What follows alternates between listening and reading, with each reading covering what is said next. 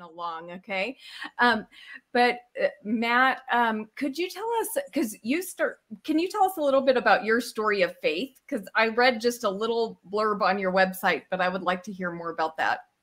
Sure. So I grew up in a very conservative Christian household. It was Southern Baptist, and it was definitely one of those bubble type environments. And as I got older, and as I was turning 17, I was about to get out of high school.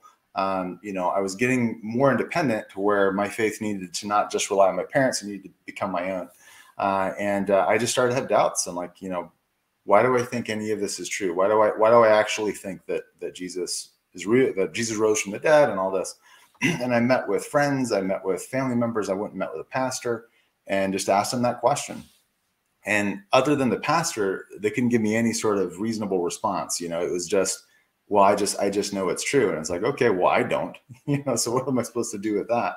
And when I met with the pastor, the only response he could give me was, well, if God doesn't exist, then there can't be any meaning in life, which, okay, well, then maybe God doesn't exist and there's no ultimate, transcendent meaning in life. Like, that doesn't mean that there is a God. It just means here's a consequence if there wasn't a God.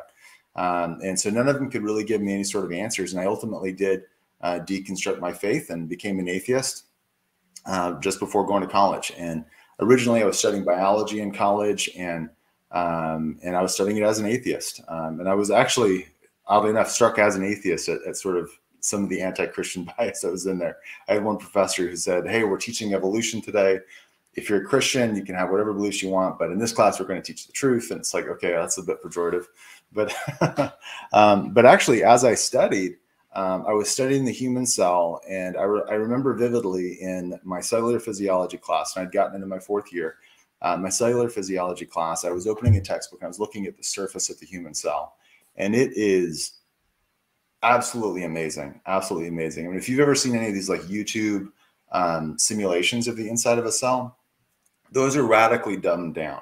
I mean, it is just amazing what's going on in a cell. And I didn't have the language for it at the time, but I remember just looking at it in my textbook and thinking, this is never just going to fall together like this, no matter how much time you give it. So I came to believe that there must have been design in the human cell, that there had to have been an intelligence because of what I found there. And granted, like I know that there's probably people in the chat thinking, oh, that's horrible, all this. But, to be honest with you, I can just tell you, like I studied it for years.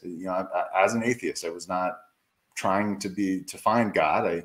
I was struck by what I found there. And so that had a dramatic impact on me. And as a result, some other things were going on in my life, and I ended up returning and recommitting my life to Christ about 6 months later.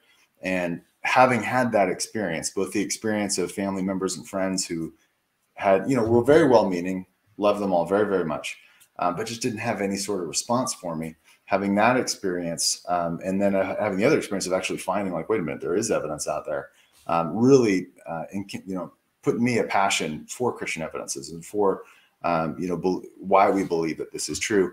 And so I transferred my credits ultimately to Luther Rice University, where I got my bachelor's degree in religion and my master's degree in apologetics.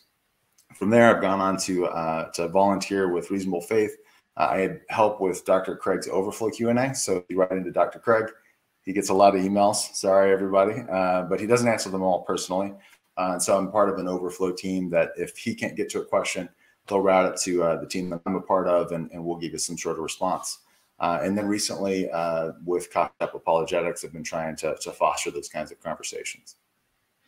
Awesome. Thank you for sharing your story. Well,